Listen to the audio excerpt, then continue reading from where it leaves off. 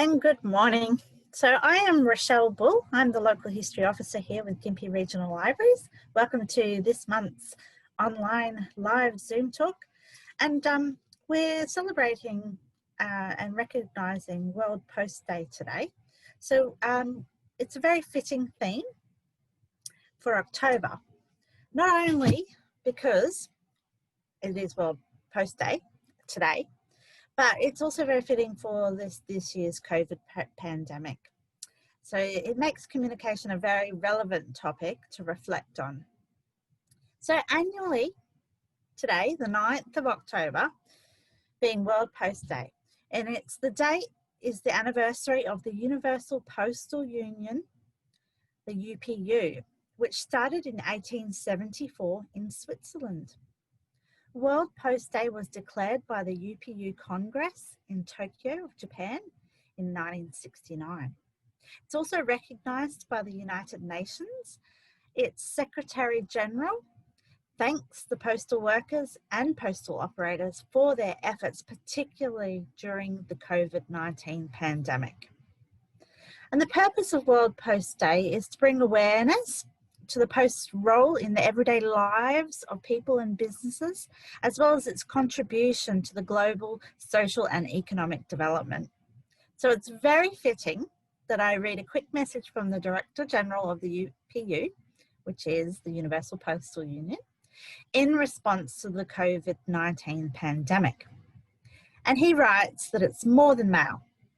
We all need to recognise the incredible sacrifices made by the postal operators and their staff during the global COVID-19 pandemic. Deemed essential staff as the pandemic raged furiously across the world. These postal workers laboured hard to deliver the mail. Some workers tragically lost their lives. Others confronted life-changing damage to their health. Many more suffered in numerous other ways. I salute the bravery and dedication of the millions of postal workers who continue to deliver when faced with global disruption. You have made this industry and the world proud. I stand in awe of your many achievements.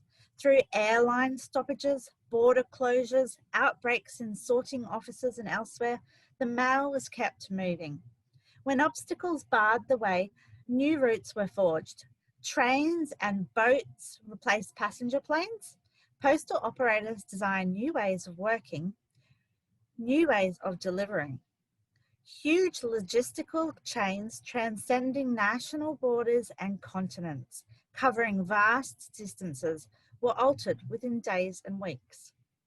Innovation and creativity were the hallmarks of this new period and the drivers of fresh ways of providing social and financial services to customers.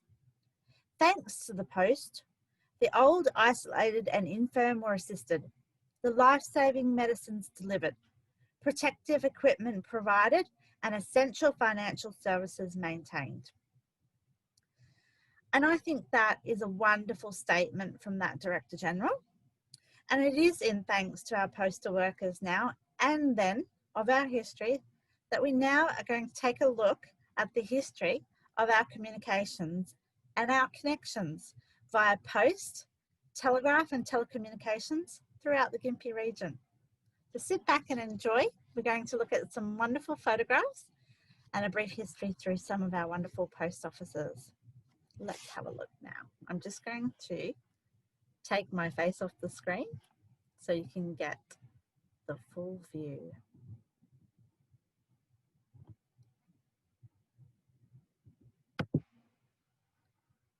So you should be able to still see that wonderful slideshow.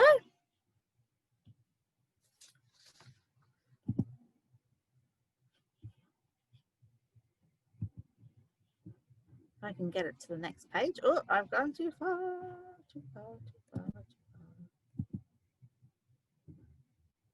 It's going very slow. I've got, oh, look at this, you're seeing it all. I'm going backwards, backwards, backwards, backwards, backwards. What's it doing?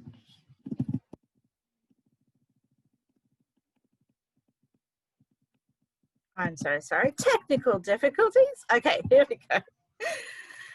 So this slideshow is, I should have had up while I was talking about World Post Day. But this is the wonderful little promotional for the World Post Day for today. And I've included a little stamp release that is has been released this year from Australia Post, which I thought was very fitting to put beside the slideshow, because the stamp release was "When we connect, we feel better." And it's supported by Beyond Blue with Australia Post. And I thought that was very fitting. So we're going to start by talking about Gympie's very first postal office.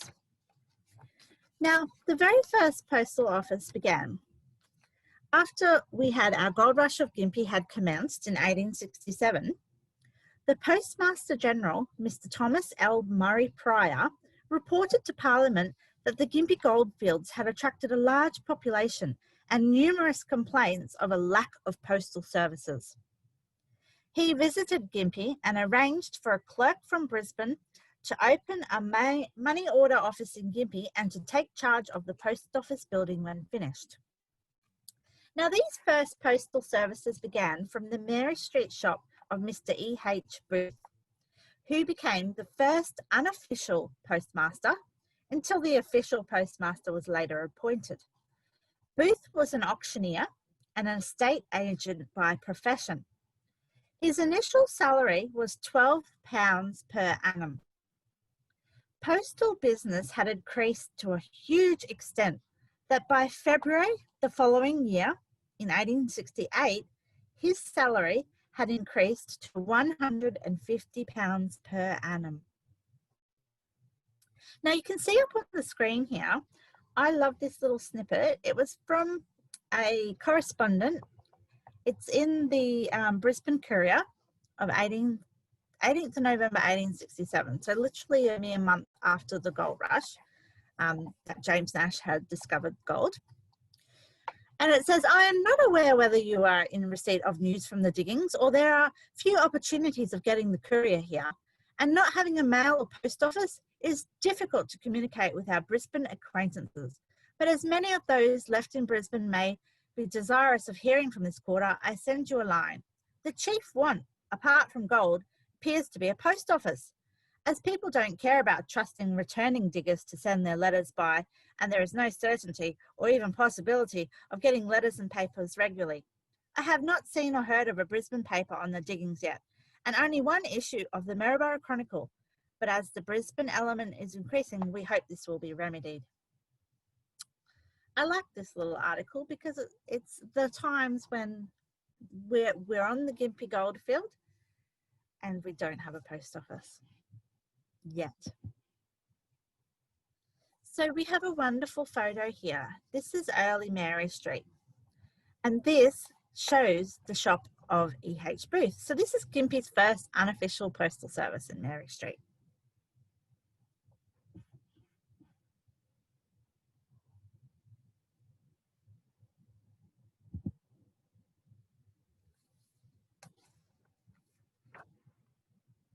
So I've got a couple of articles up here as well that show and mention Booth's post office. So on the left, we have Gympie Creek. So Gympie was called by a few different names in the early goldfields and the gold rush. So we had Gympie Creek, we had Nashville, of course. We also were called maybe the Wide Bay Goldfields, Maryborough Goldfields, they even referred Gympie to for a short time.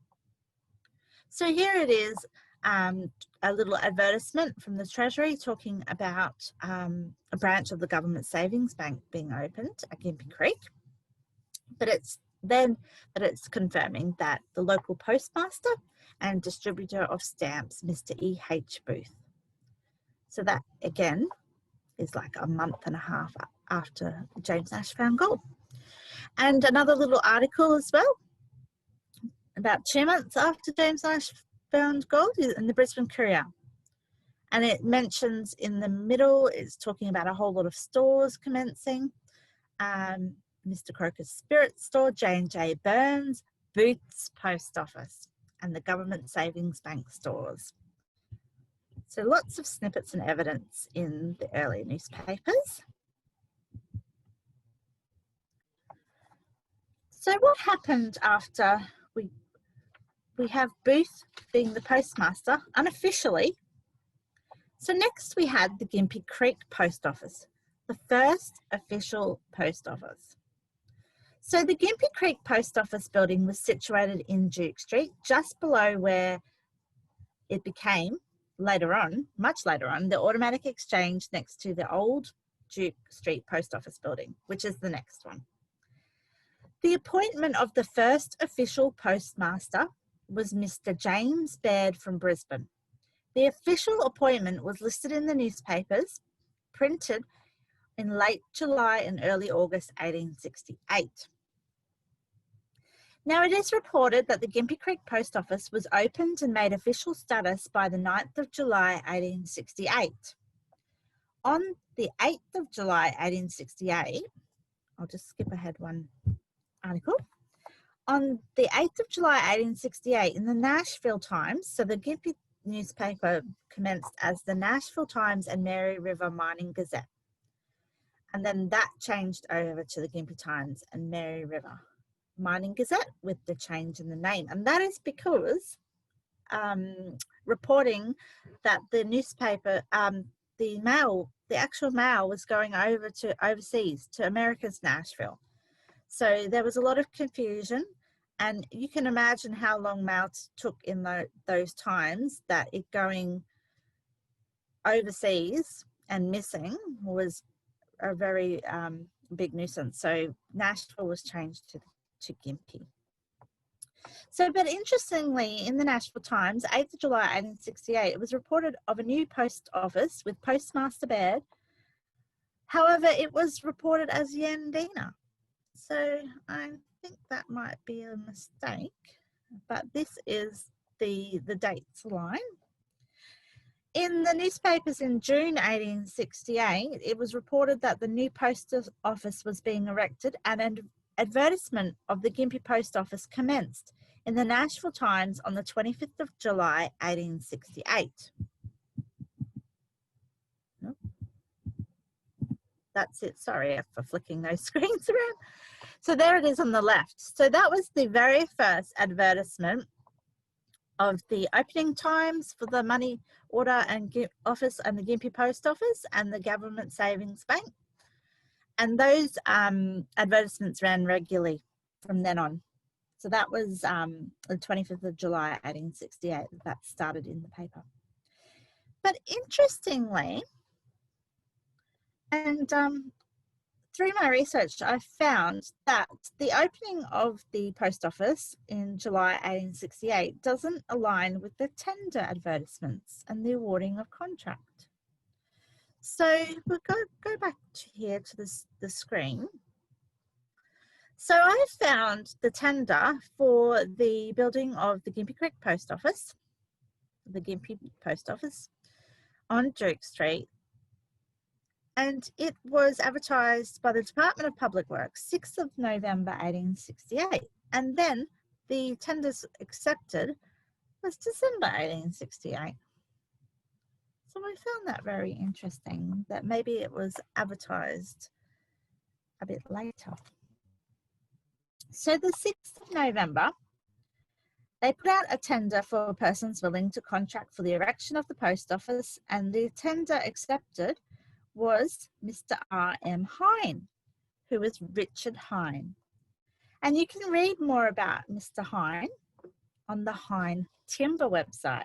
So yes, the name is synonymous with the Hine Timber Company. So Mr. Hine was in Gimpy for a short time before he ended up in Maryborough, but you can read all about the history of Mr. Hine on the Hine Timber website as well. So Mr. J. Baird ran the post office. Here is a photo for you. He ran it with 2 clerical assistants and a letter carrier. And by 1869, the postmaster annual salary was £300 per annum, which was very high standards of the time. The first regular mail service ran between Gympie and Maryborough weekly by horse in 1868. Mail from Brisbane was sent by ship. The Nearing was the name of the ship, via Mooloolaba whenever the opportunity arose. Cobb and Coast services began by November 1868 with the first coaches from Brisbane to Gympie with a 4-horse team over a very difficult track. The driver of the first coach services was Hiram Barnes, who reached Gympie on the evening of the second day out from Brisbane and was met in Gympie by cheering crowds through the diggings and carried shoulder high to the Northumberland Hotel for a festive welcome and a well-earned drink. Now, the service ran with 2 coaches operating the line and up to 3 times a week.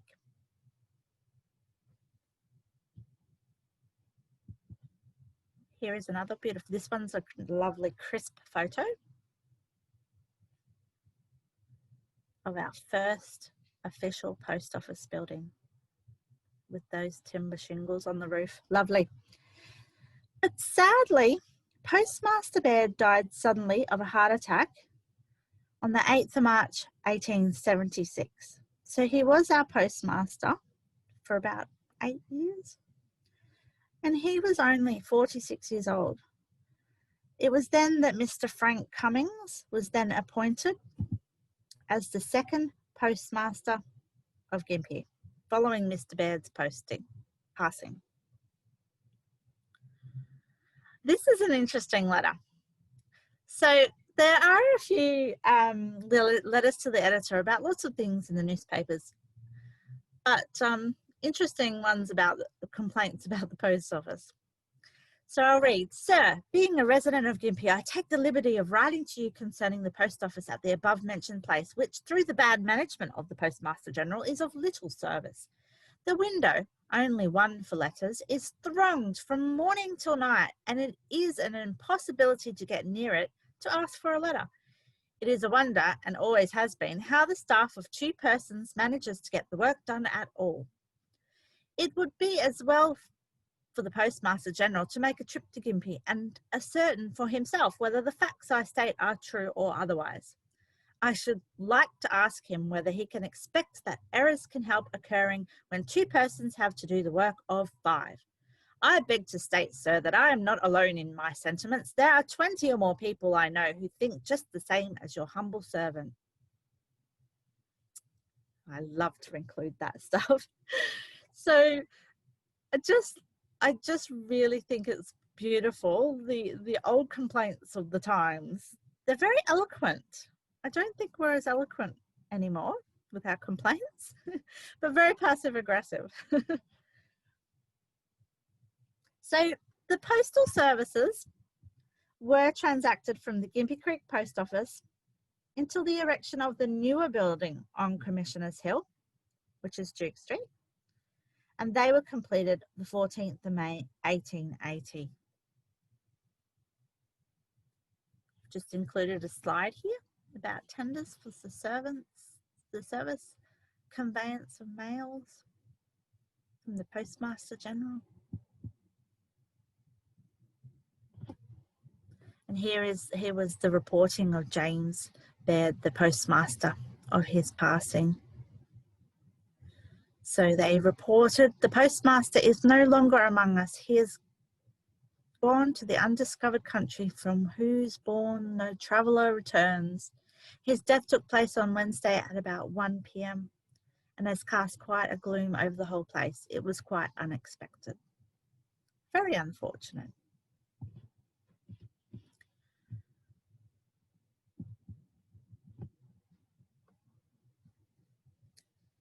So the original first post office building was actually demolished in May 1970. And during the demolition, as you can see in the blurb here, which was in the Gympie Times, it revealed one of the original shingle roofs. And we can see that in the earlier photo. Now remember, this slideshow is getting recorded and we will share it on our Gympie Regional Memories blog. I will show you how to get there at the end of the slideshow, and we will include a lot of the history we'll write a blog post, include a lot of the articles, so you'll be able to catch up with all of this stuff as well and have another look. So let's talk about our second official post office building. But really like the third post office of Gympie. So we have here the Duke Street Post Office, which is well known. It was completed in 1880.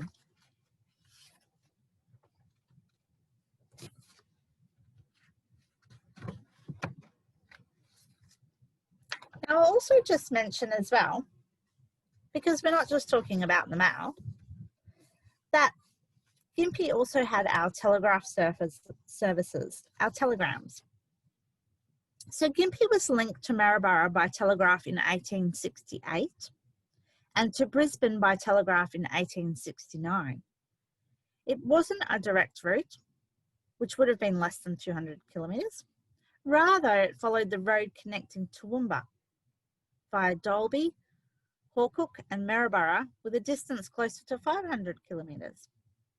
Additional telegraph lines extended to nearby Kilkevin. In 1881, so about a year after this building was completed, after the Maryborough to Gympie rail line was open, the telegraph lines were rerouted along the railway. And then after 10 years, the lines between Brisbane and Maryborough were completed and the old route was dismantled. Okay, so the Duke Street Post Office. In 1878, a request for tenders was released for the construction of a new building to house the post office and the lands office. The post office location was a contentious subject at the time, with many residents expressing concerns that it should be located near the centre of the goldfield rather than at the northern end. Now, the tender was won by Andrew Collins, and his original tender was won unaccepted after it was reduced from £4,250 to £3,875, following the alteration of plans from original 96 feet down to 76 feet. The architect was FDG Stanley, and the builder ran into problems during the construction of this post office, and it caused lengthy delays to the project. It was reported bad weather prevented him from procuring stone for the foundations, and he had to then cart them through the bush for 7 miles over bad roads. The materials were then left lying in Noosa for 3 months, where teams could not travel and finally had difficulty in procuring skilled labour. He had obtained the services of several men from Brisbane and paid their fare, but after a few days' work, had to sack them. So the poor builder had numerous problems, which caused the lengthy delays. The building was completed 14th of May 1880, and that was 9 months after the contract date. His reasons for the delay were accepted, and his £397 security deposit was refunded. Now, the post office and telegraph office were housed on the ground floor using separate entrances. The Land Commission office was also on the ground floor and part of the top floor, with the entrance from Shannon Street, while the postmaster's residence took up the rest of the top floor, with a sitting room on the lower floor at the back of the building. An additional kitchen and a bedroom were located in a separate wing at the rear of the building. Now, when the Maryborough to Gympie railway line was opened in 1881, a coach service between the post office here and the railway station was introduced. Coaches met the arrival of all trains, and the coach would have conveyed gold from the diggings as well as the mail. In 1889, the Brisbane to Gympie line was completed and mail services moved to rail. Over several years, perhaps around the next 15 years, The Post and Telegraph Department made several requests to take over the whole building due to expansion of services and operations. And in 1897, the Land Commission moved out into a new premises beside on Shannon Street. In 1898, the Land Commission was relocated and tenders were called for alterations and additions to the post office. Let's have a look at some more photos. I've got lots of this building. Now, the telephone exchange, the Duke Street building underwent further alterations in 1901 when the telephone exchange addition was opened. It was the first telephone exchange in Gympie and it opened with 54 subscribers.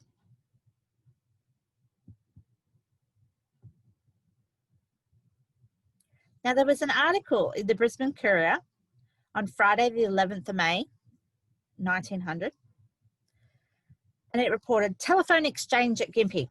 The government has in view the matter of the establishment of a telephone exchange at Gympie.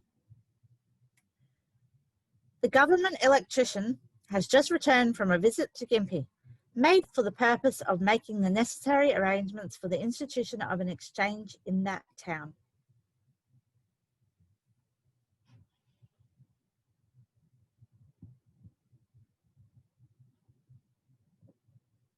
It is such a stately building and we have many photos of it.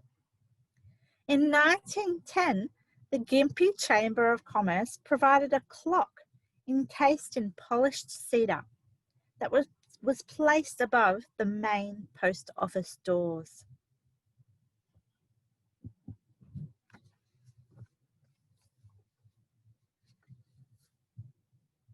Now, this one is a postcard of the post office circa 1905.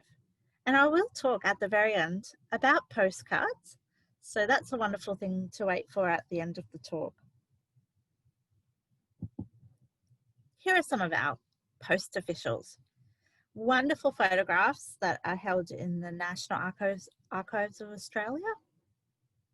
We've got Mr. Thorley, Mr. Woodyard, Mr. Gillespie.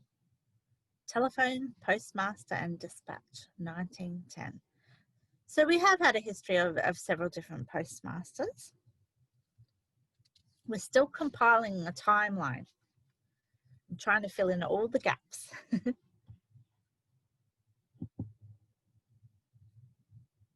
So here we have our articles talking about telephone cabling.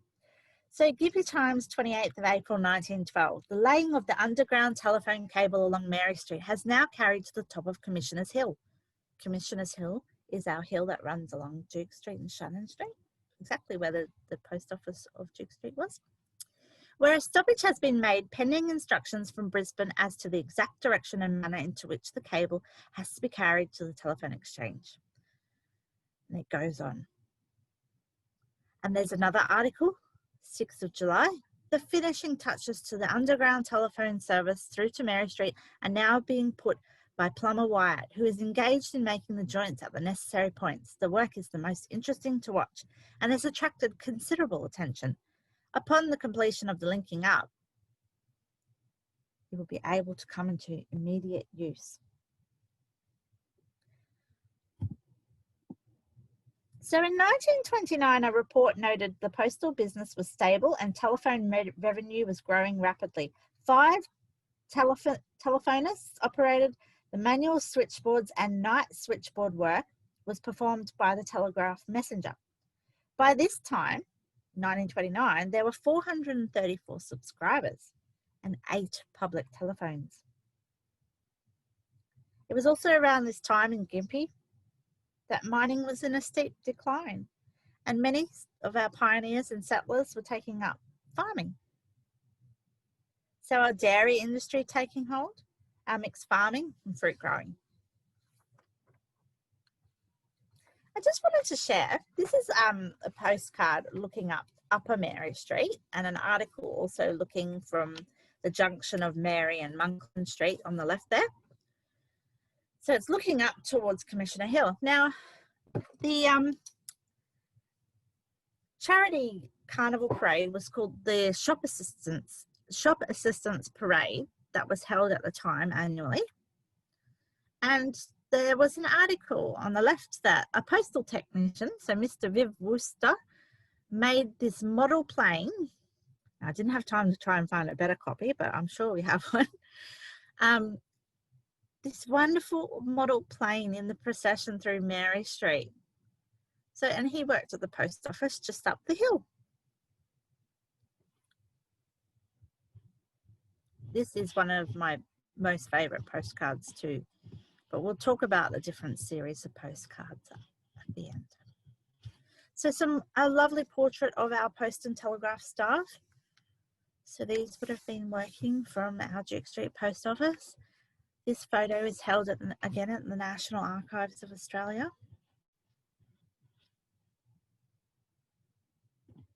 Wonderfully dressed.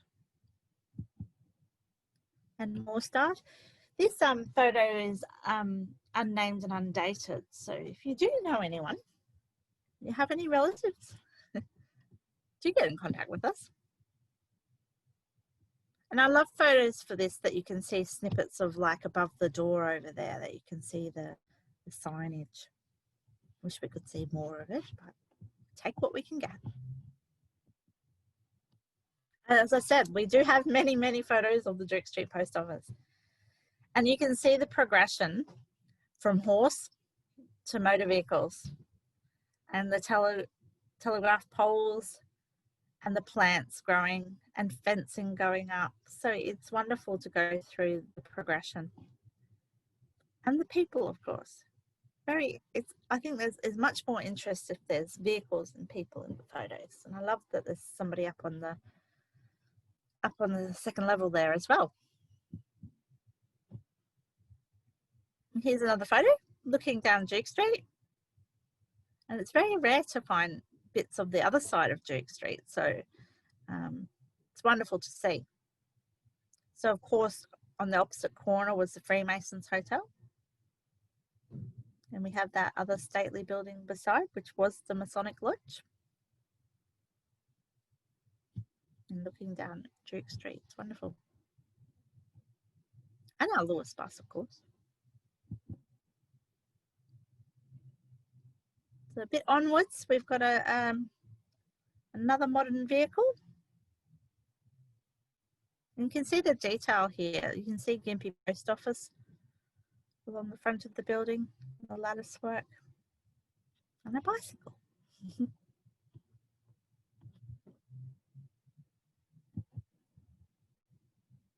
Now here are some wonderful photographs. This is a set again from the National Archives of Australia, showing the post office building and the telephone carrier building. So additions did occur over time. Alterations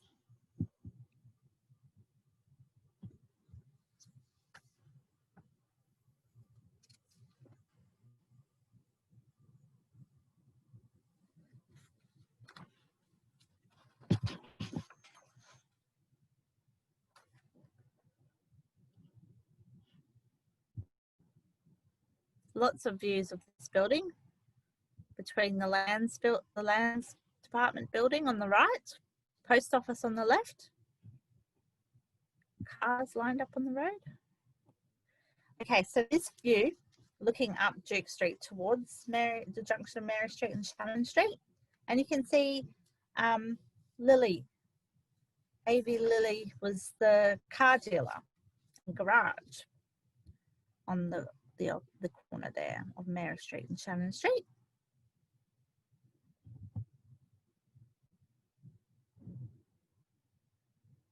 This is an interesting photo too. The mentions that we have an Austin, an air compressor, a Wolseley, prefect, and a jail bar Ford. Very interesting if you're into your motor vehicle history.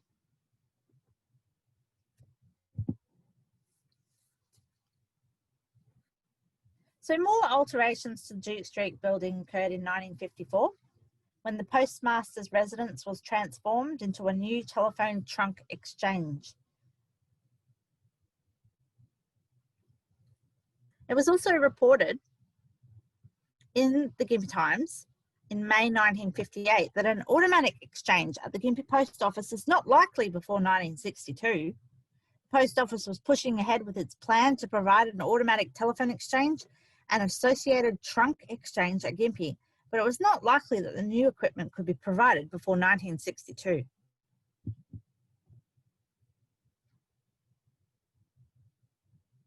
In 1964, the new automatic telephone exchange building was opened, adjoining the original post office building.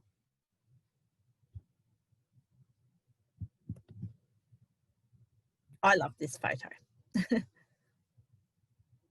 Mainly because of the placement of the lady in the car. It's glamorous.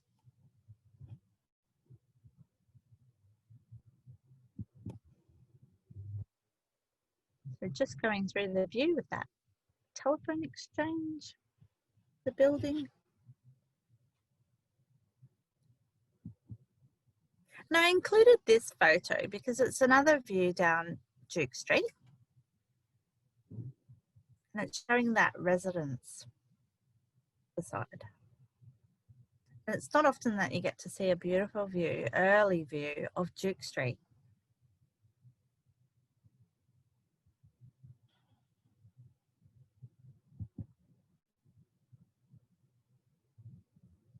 And there is that residence,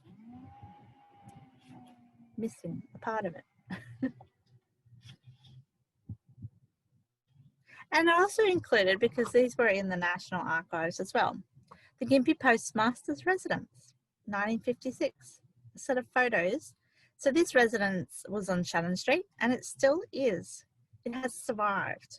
There unfortunately has been some old heritage homes removed from Shannon Street because of our medical precinct, but this one has survived.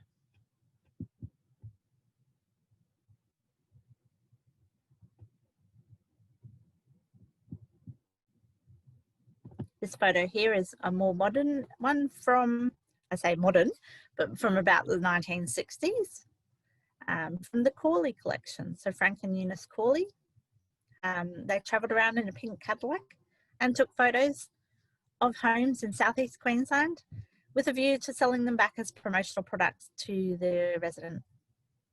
And yeah, a lot of the photographs that didn't get sold to the homeowners were kept by the Corleys, and after Frank passed away and Eunice, they were given to a photographer friend who then eventually donated them to the Queensland State Library, who have put up a wonderful interactive database called the Corley Explorer.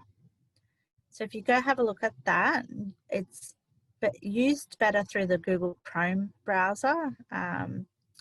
And you can have a look and see via suburbs, wonderful photos of homes, and you might be able to see if your home's there.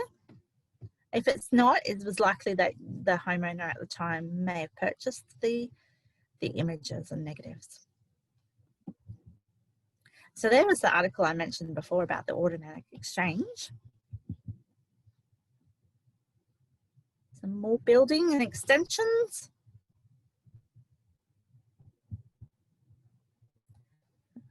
Another post office, modern post office building photo. And let's skip along because we're going to run out of time and I've got lots more to show you. That there was another post office opened in conjunction. So we have the Gympie East Post Office. So in 1939, another official post office, Gympie East, opened at the town hall.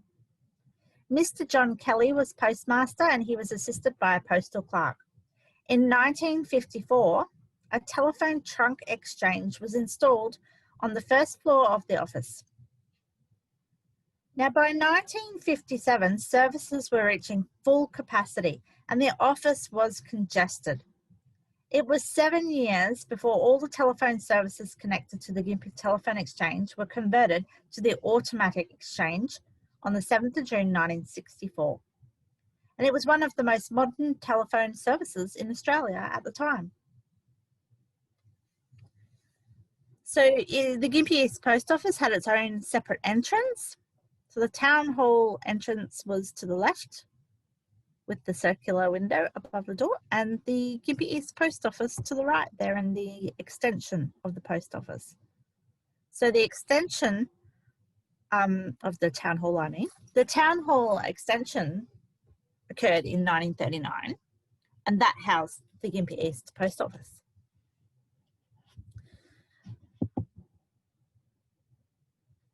And that's it there.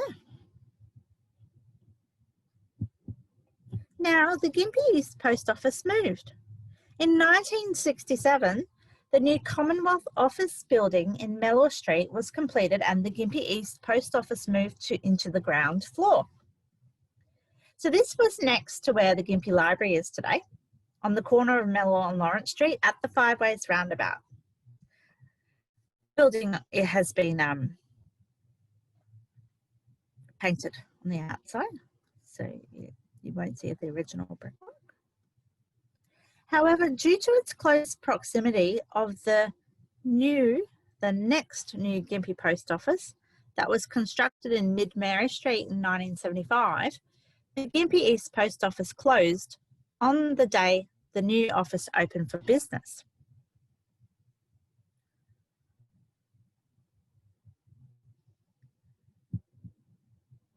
So this is the reportings of the opening of the Gympie East Post Office in the Commonwealth building. It was opened by the Federal Minister for Primary Industry.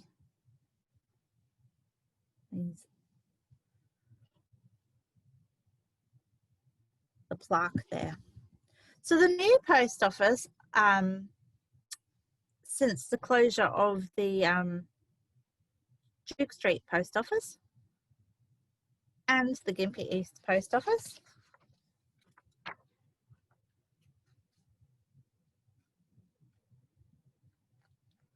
was at this site. So this photo shows that colour names were on site in 1970, and also on the opposite side of the road as well, where Cullinane still, the plaza is still there. And this site then became a site for Australia Post. So it was one of the first buildings occupied by the newly formed Australian Postal Commission. The old Postmaster General's Department was dismantled and became Australia Post. And telecommunications became the responsibility of Telecom Australia. And now it was user pays, with costs covered by revenue rather than government funding. This building was opened on the 14th of November 1975 and was constructed by the Robertson brothers, well-known local builders. That's it under construction. And here's a modern photo of it all completed. So it was reported the new post office was the most modern in Australia. So nowhere in Australia is there a more modern post office than the $288,523 building, which officially came into operation in Central Mary Street yesterday, 14th of November, 1975. So there's an article there, a beautiful article about the opening of this building, which we will include in our blog post. That's the article there.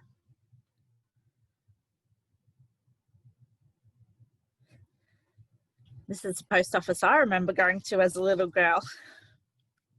And stamps were about 20, 30 cents. And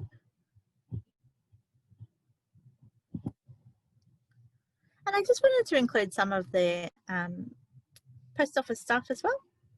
We have in the newspaper, Mr. Tom Ellis received his 40-year long service award from the postmaster.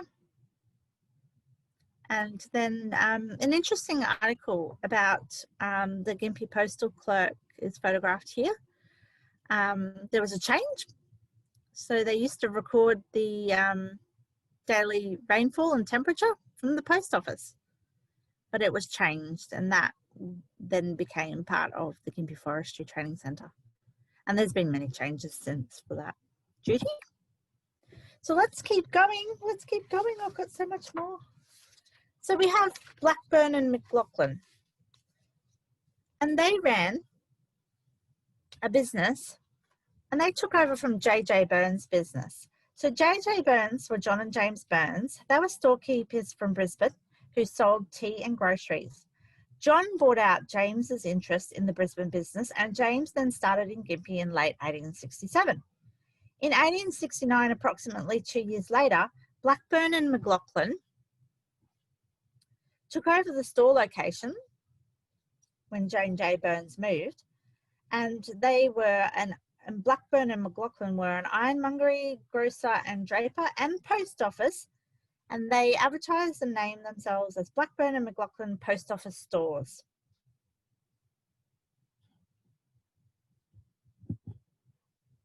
And here is a photograph.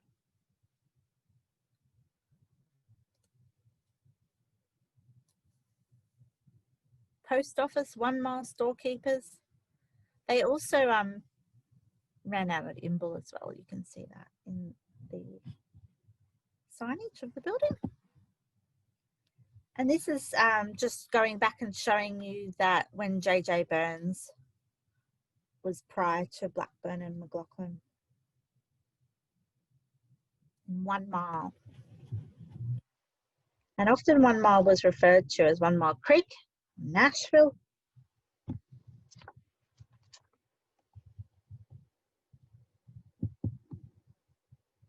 Here's some more advertisements for Blackburn and McLaughlin. So let's talk about the actual official 1 mile post office. So Blackburn and McLaughlin were a store that served as postal services, but we actually had a 1 mile post office, which was in Graham Street.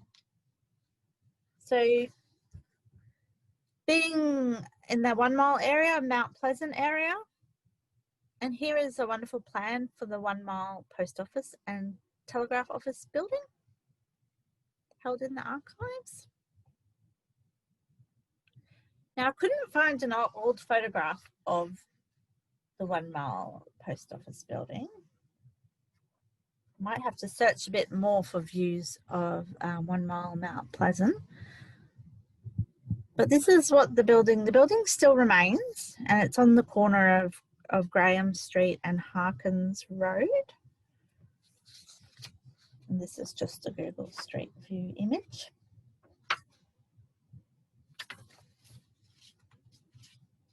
Now the 1 mile post office also had quite a few letters in the newspaper.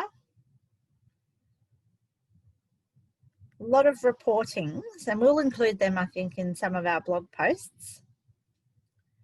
There was a few complaints. And sadly, one of the staff members, a post mistress, passed away after a brief illness, and that was in 1912. So there was Mrs. Tobin, and she worked in the 1 mile post office.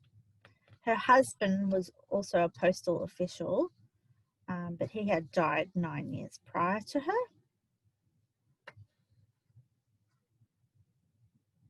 There's a reporting in 1905 about the 1 mile post office, and it is written anonymously by a businessman. And here we also have this article here, which is also an anonymous letter to the editor, signed Red Tape, 1898.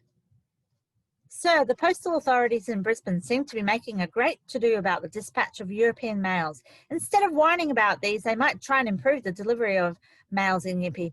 English and intercolonial letters reach here daily at 12:35 p.m. And as the 1 mile delivery includes people living within 500 yards of Gimpy railway station, their letters are stamped at Gimpy Post Office.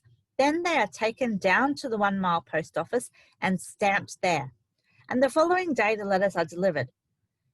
Seeing the post office is at the wrong end of Gimpy, there we go again. The postal authority should not treat the Gympie public in this way by keeping their letters for a day at 1 Mile Post Office. The postal system in Queensland requires reconstructing, and until the services of an expert are obtained, the public will have to grumble and be put to much inconvenience. A letter which arrived at Gympie on the 25th of January, 12:30 p.m, was delivered to me on Thursday afternoon. Thursday forenoon, the 27th of January, having lain in Gympie or 1 Mile Creek Post Office for 46 hours before being delivered. And it goes on. I love it. So we'll put up some of those complaint letters because they are quite, I find them a bit hilarious to read. Just love them. So let's have a look at the Monkland Post Office. So a lot of the post offices running out of the railway stations. So Monkland Post Office at the Monkland station.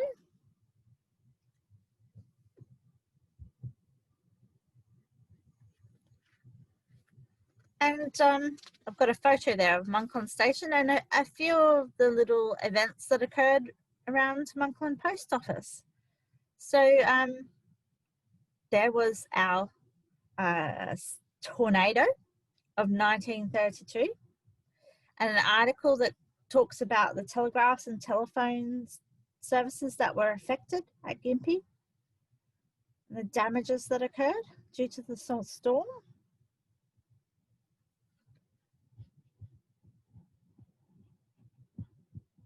Oops, I'll go back a bit there. Also have an article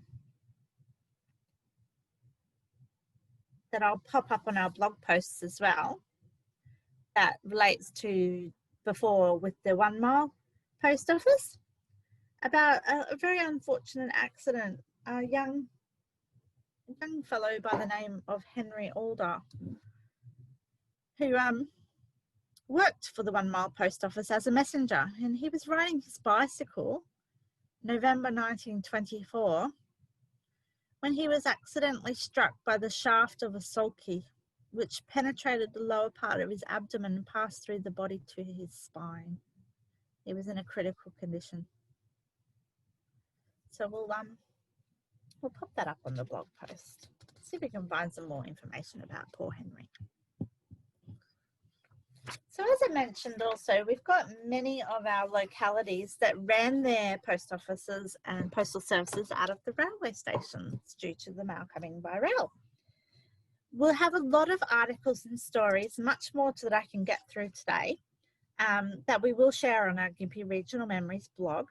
So we will include as many of the localities as we can and find the histories of our postal services. So I've got lovely histories out of some of our school and locality anniversary and centenary books. We've got Canyon and Theebine, Miver and Dickabram, Waluga, many more. So we'll share lots of these stories on our blog. And photographs, of course, photographs always.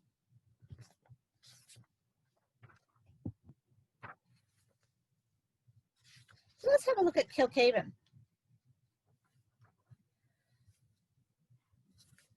So there's wonderful histories recorded in a couple of the Kilkeven history publications.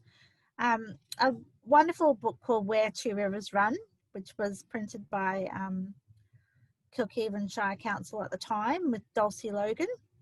And we talks about the beginnings of an unofficial post office that was run from a store. It was Mackey's store, and that was prior to the first official post office on the eastern side of town. Now, the first postmaster at Kilkeven was Mr. Charles James. The mail came in by pack horse from Gimpy, Gundyre, Maryborough, and via Gigamoogan. In December 1886, the rail line was extended from Kilkeven Junction, which is now Theebine, to Kilkeven. And in 1906, the Post and Telegraph office was first located at the railway station. The railway was extended in 1902, and in 1913, the post office was moved to a more central position in town.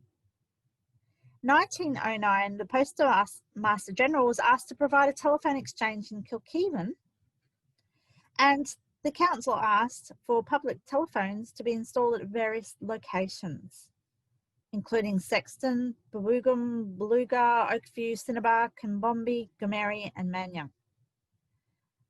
Party telephone lines were being established in the district, and there were a dozen lines on the telephone switchboard. Miss Jenkinson was the first postmistress. There was also Eileen Jones. She was hired as an assistant. And then Jack McEwen took her place when Eileen moved to Brisbane. Miss Jenkinson left to marry Mr. Salter, and her place was taken by Jeff McCulloch. In 1925, Kilkevin acquired a 24-hour telephone service. A number of new telephone lines were being built, including one at Fat Hen Creek. And some of the locals worked night and weekend shifts on the telephone exchange. Mr. Foley became the postmaster in 1936 and was followed by several other postmasters.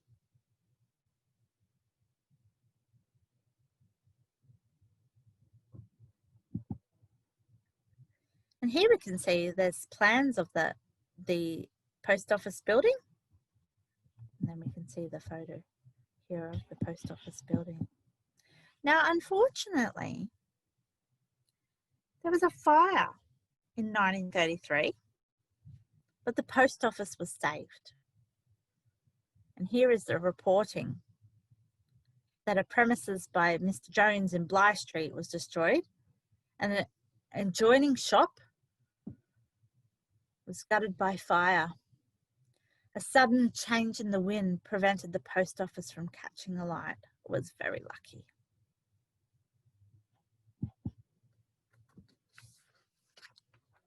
We'll include more history on our blog post. Now let's have a look at Gemairi. I found a lot of photos for the Gemairi postal history, and Gemairi's post office started at the railway station. Here's a photo. It's a bit blurry, but it's 1901 post office. Now, there's a wonderful story by Nick Maudsley that's shared in a book written and compiled by the Gemairi Heritage Writers Group, and the book's called Never Ending Stories, a tribute to our pioneers. And Nick Maudsley's father, Jack Maudsley, was remembered as Mailman Jack. And he started his first run around Gympie in 1918. And he held mail service number 188 for 25 years and was known as the mailman who always got through. And Jack was awarded for these services by the Postmaster General's Department. He commenced his services with 4 in hand, which was a small wagon pulled by 4 horses, and he progressed to a full horse team and larger wagon, and later became one of the first people in Gemairi district with a motor vehicle. He held many of the mail runs over the years, many more, and passed these on to his brother-in-law, Len Murphy. Now, in the book Where Two Rivers Run, which is the history of the Kilkevin Shire by Dulcie Logan, Logan writes that Gemairi was established when a new rail line extended from Kilkevin through the South Burnett in 1902, but it wasn't until the land sale in March 1911 that the town really started to grow. Isabel Towner, who later married Mr. Silburn, came to town with her auntie, Miss Beer. Her auntie had bought an allotment in the land sale on Moore Street and sold sweets, fruit and veg. But it was Isabel Towner, the niece, who set up a post office in what was later to be the ladies' waiting room of the Gemairi railway station. Isabel also sold newspapers. In 1924, when Kilkevin Shire Council agreed to survey the land on the railway side of Benara Street into town blocks for business premises, the corner of Benara and Moore Street was reserved for a post office. There was also an earlier one that was located in Jones Street with Mr. Postal as postmaster. A timber post office was built in Banara Street, but sadly was burnt down. This lovely building. And there's a beautiful photo of Miss Hall. She was a telephonist.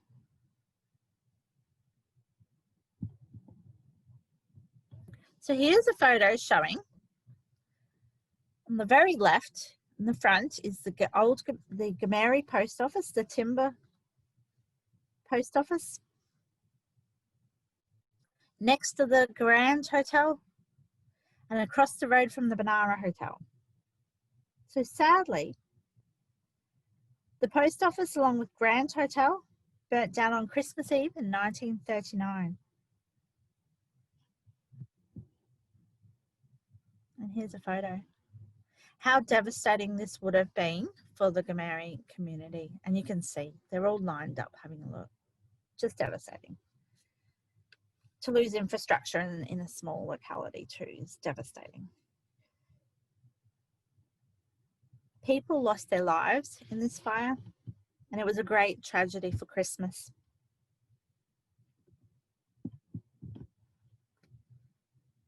There were many articles, it hit many papers, and it was a huge devastation. 10 people perished. Hotel and post office gutted and destroyed. And I'll just go back a bit.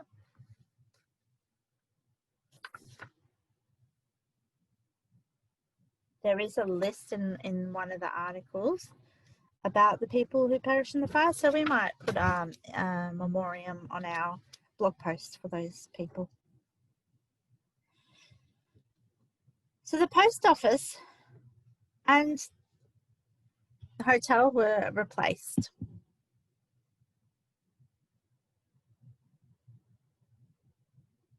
Here are the plans for the new post office premise. Plan and elevation, 1941. And here is the new brick structure, the new Gemairi post office.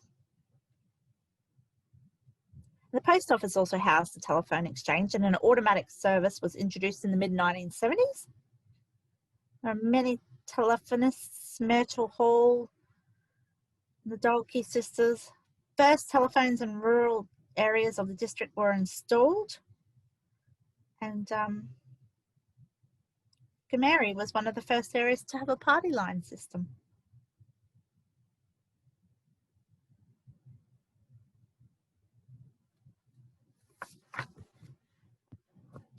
Lots of photos of the building, front and back.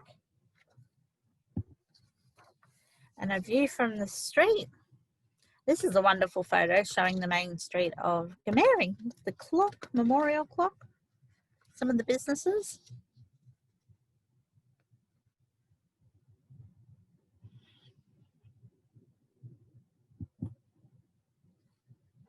And a very nice view looking straight towards the post office.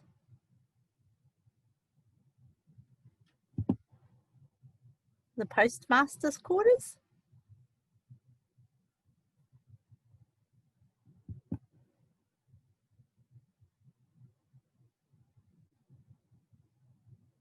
Letter slots, mailboxes. And a photo from 1989, a bit more modern, of the Gemairi post office. Okay, so let's talk about Mary Valley, and then we'll real quickly, and we'll get into our postcards. So Kandanga. So Kandanga has a wonderful, Mary Valley has a wonderful rich history, and we'll put up a running history of the mail services up on our blog. So the early days mail came from Gimpy through the Mary Valley. It was carried by coach. It stopped at Bunya Creek at the blacksmith shop, and then was carried on horseback on to Kananga Creek through Mellawandi to Imbil and beyond. That was prior to the advancement of the rail And when the Mary Valley line, which was then dubbed the Kiefton to Imbil line, went through, then communities began to receive their mail by the rail. So the turning of the first sod of the Mary Valley line was 1911, but the line through to Candango wasn't officially open until 1914. The first official postal service at Candango was attached to Mr. Farrell's store. So here's the Farrell family and Farrell's store.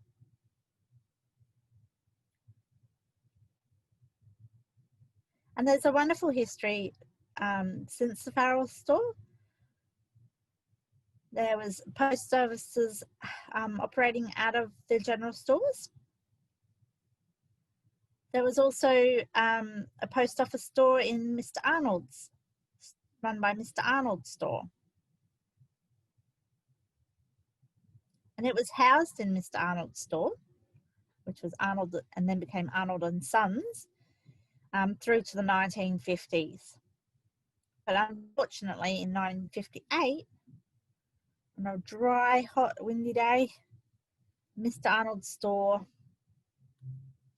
the store and post office, sadly burnt down. A temporary post office was then set up in the railway station until a new post office was opened. So add some more history on our blog about that. Let's have a look at Imbil. And there's a wonderful history in the book of Jewel of the Mary Valley, Imbil, the Jewel of the Mary Valley by Joy King. And she outlines a lot of the early postal services, and how the first recorded mail route was to Imbil by horseback. And then in 1870, the post office was opened at the Imbil station, which was Mr. Blackburn was the postmaster, and there were several other postmasters following him. But it closed in 1873. It opened again in 1877 with Elworthy in charge. And this is Imbil Cattle Station, not Imbil Railway Station of the beginnings. And then following the Mary Valley line, the railway line to Imbil, 1914, the post office was housed at the railway station. So here is our photo of the railway station.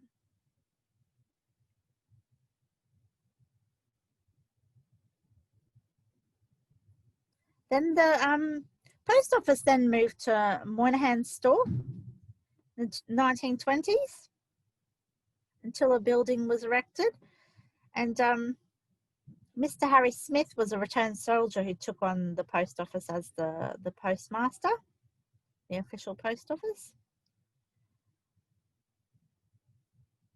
The post office was built by Mrs. Ada Gilroy, who built the new premises.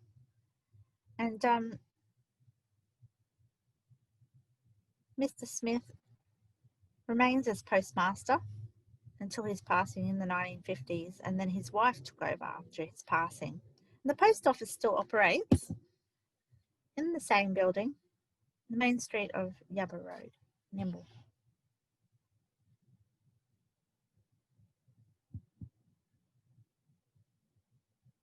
I'm just showing them the Moynihan store. This was the 1920s.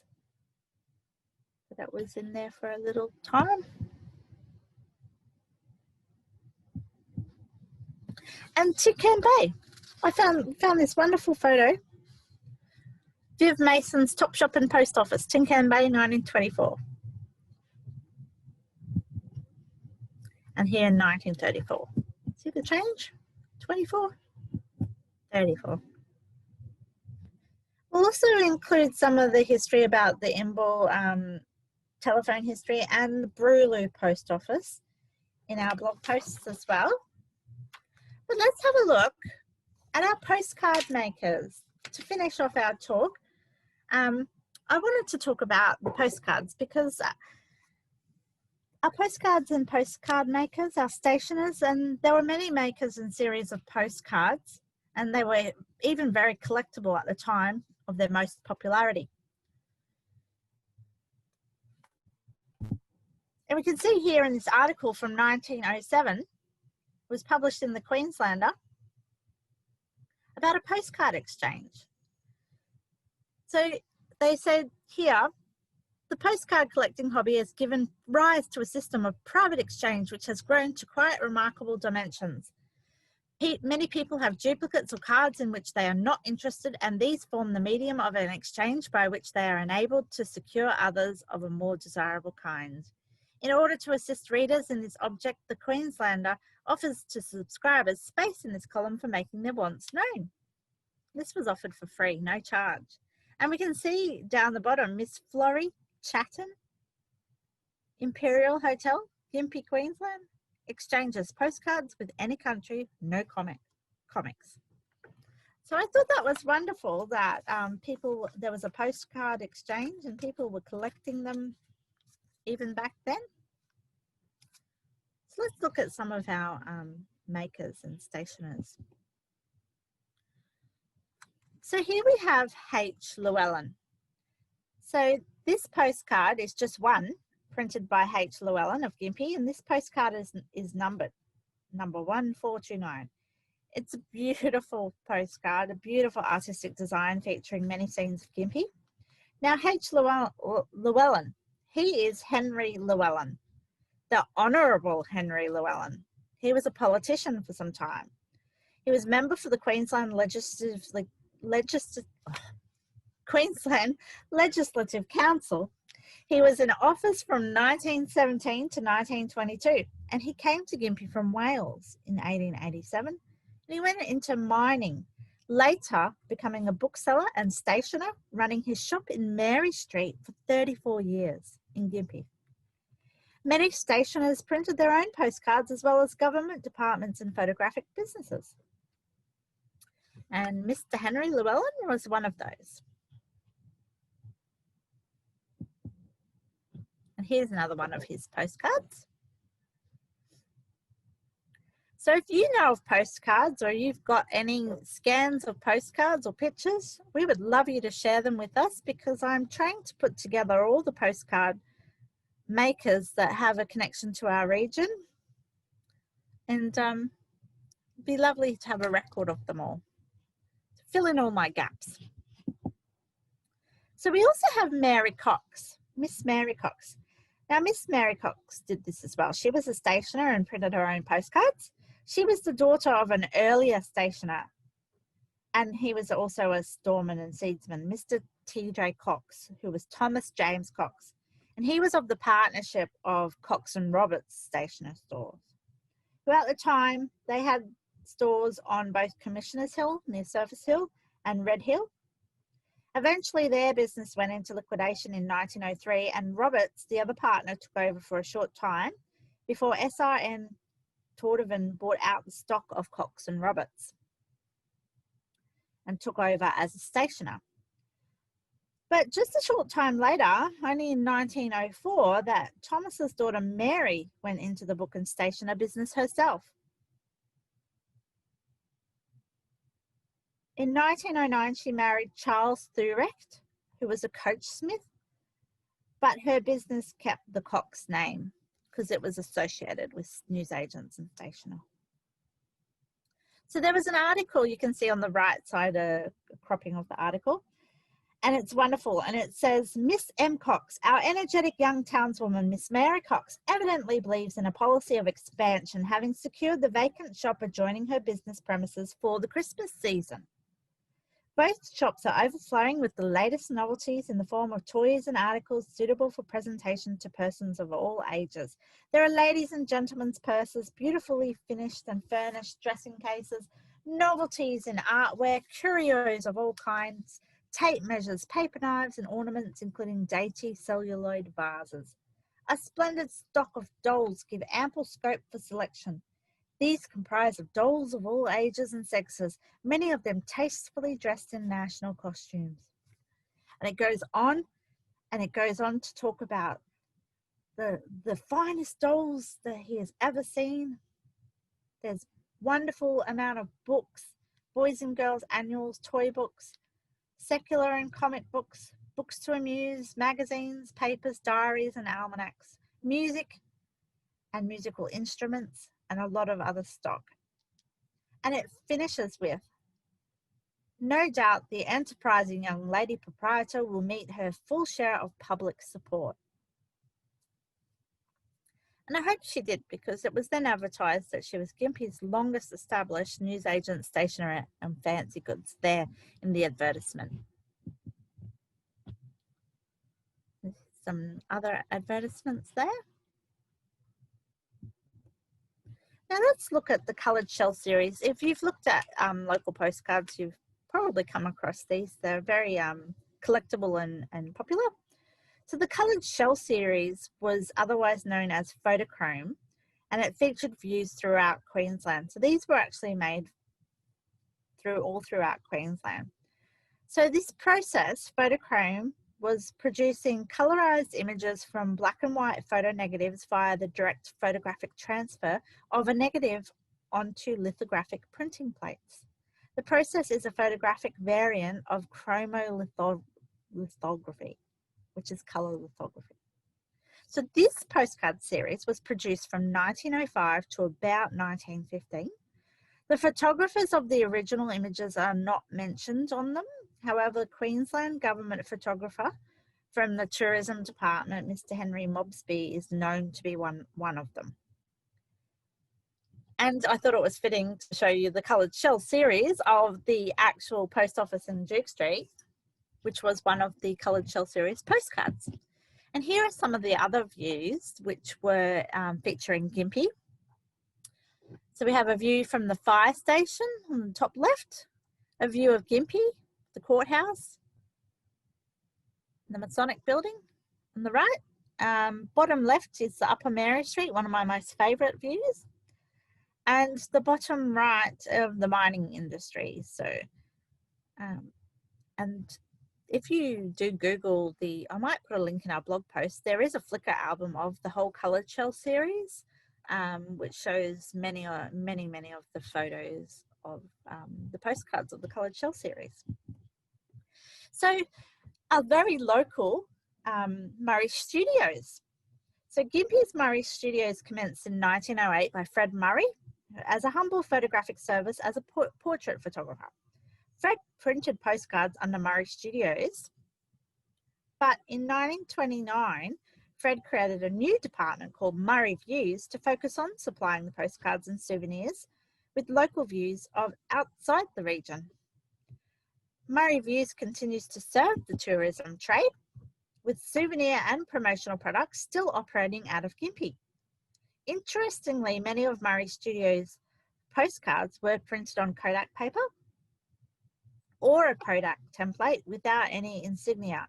However, the same handwritten text, as you can see there on this Gemairi school, that same handwritten text was used on the front of the Murray Studio photograph as the Murray Studio postcards, as the ones Kodak paper were on Kodak paper. So you can see we've got Murray Studios here, and I've included the back, the logo and the insignia. We've got Murray Studios here with the numbered series. And these are the Kodak. No Murray Studios or Murray Views insignia, but printed on Kodak template or Kodak paper. And we've got that font, which is synonymous with the Murray Studios, Murray Views. And the modern series. So Murray Views numbered a lot of their series of the modern postcards that were run through like the 50s, 60s, 70s. And the Crown Studios. So there are a couple of Gimpy postcards released by the Crown Studios in Sydney. Crown Studio was established by Mark Blow in the 1890s and was a large photographic company with a huge turnover of portrait sittings, even throughout the economic depression of 1893, 1894. And This one has the insignia of ED and Co's series. So this one's numbered as well. And there was also the Intelligence and Tourist Bureau. It was printed by a government printer, Mr. A.J. Cumming. So there are some local postcards printed from this department as well. If you know about any more postcard printers, get in contact with me through our Gympie Library email address. I'll show that on our final slide, but you can get in contact through many ways. You can contact us through our blog. You can contact us through our website and through our social media channels as well. So this is the blog. If you haven't seen it before, we would love you to check it out. So www.gympieregionalmemories.com. It's our local history blog. It is linked from our website as well. So there's many ways you can find it. Just do a Google search as well. We've got a lovely search box, so you can search for things, as well as if you scroll down a little bit more, there's lots of categories in the menu bar. And I haven't put up our blog post about this postal history yet. I will get to that, but do stay tuned, and I will add up lots of the photos, articles, and then this recording of our talk as well. We also have, just to mention, as part of our Gympie Regional Library's catalogue, we also have a new local history tab. So you can see here, it's a quick and easy portal for you to get through to some of our local history collections. So we have our digitised maps, our photographs, so Picture Gimpy. We've got a collection of views from the town hall, a link to our blog, and then down there we've got a link to our Channel 7 archive videos, some wonderful 1960s footage, black and white footage, and links to other local history sessions and resources, and our past in print. So there are some free ebooks to download, local history books that you can access. So get onto that. So here is how you can contact us. We have many avenues. So we have Facebook. So we'd love you to follow us on Gympie Regional Libraries on our Facebook, our blog, gympieregionalmemories.com, our YouTube channel. We also have Instagram, and there is our website down below, which you can get onto our catalogue to have a look at our local history resources.